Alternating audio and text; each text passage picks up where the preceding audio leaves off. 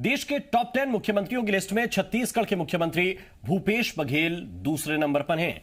दरअसल एक सर्वे एजेंसी ने देश के अलग अलग राज्यों में सरकार के कामों पर जनता कितनी संतुष्ट है, इस पर एक सर्वे करवाया है।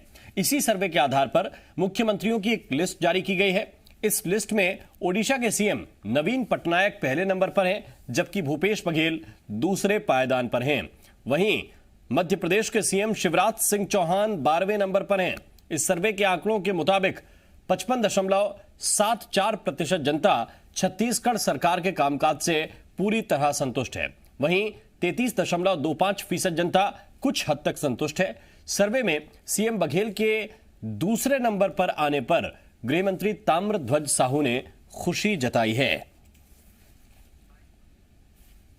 बहुत सारे मामलों में नंबर 1 पर विश्व के पायदान पे रहा है।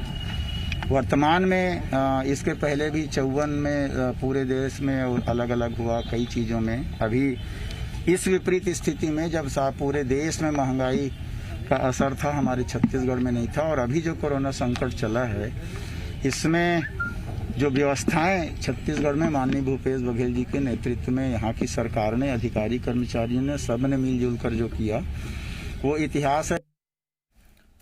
और देवेश तिवारी हमारे संवाददाता इस वक्त ज्यादा जानकारी के साथ हमारे साथ सीधे रायपुर से जुड़ रहे हैं, उनकी तरफ रुख करते हैं।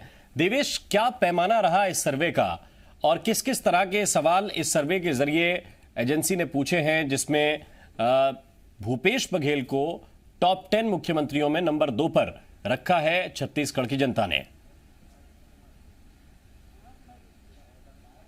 देखिए Ram, state survey of the nation 2020 के नाम से सर्वे को किया गया, जिसमें मोदी सरकार के 1 साल के कामकाज को के बारे में पूछा गया।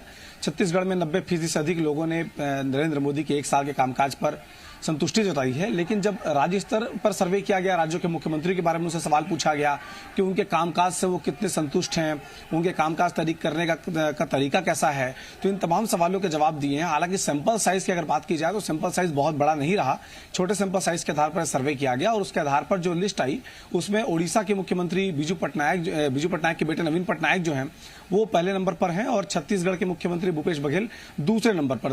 तीसरे नंबर पर केरल के मुख्यमंत्री विजयन है। तो इस तरह से एक लिस्ट बनी है जिसमें कांग्रेस शासित राज्यों में पहले नंबर पर है मुख्यमंत्री भूपेश बघेल, और ओवरऑल देश के जो सीएम है उनमें पहले नंबर पर जो दूसरे नंबर पर मुख्यमंत्री भूपेश बघेल बने हुए हैं।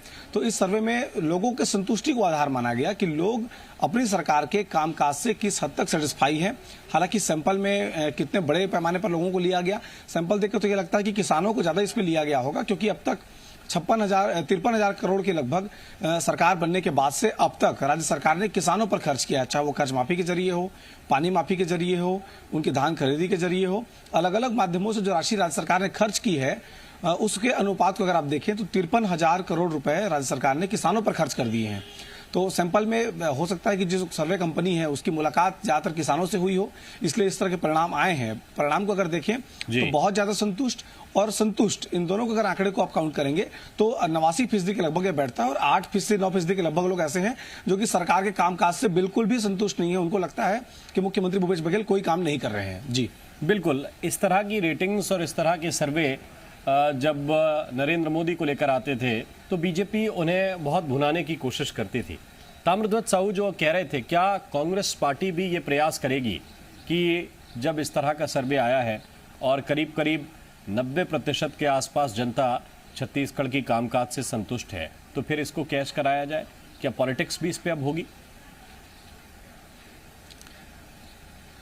देखिए, कैश कराने के लिए दोनों पार्टियां अपनी अपनी ओर से चाहती हैं, लेकिन स्टेट लेवल की अगर बात की जाए तो न तो राज्य में कांग्रेस ये कह सकती है कि सर्वे पूरी तरह से सही है, क्योंकि उसी सर्वे ने प्रधानमंत्री नरेंद्र मोदी को नंबर 1 बताया है, उनकी लोकप्रियता को बढ़ा हुआ बताया है, और उसी सर्वे ने मुख्यमंत्री भूपेश बघेल को देश का दूसरा सबसे लोकप्रिय, सबसे जिनकी जनता उनसे सबसे संतुष्ट है, यह बताती है वही सर्वे एजेंसी।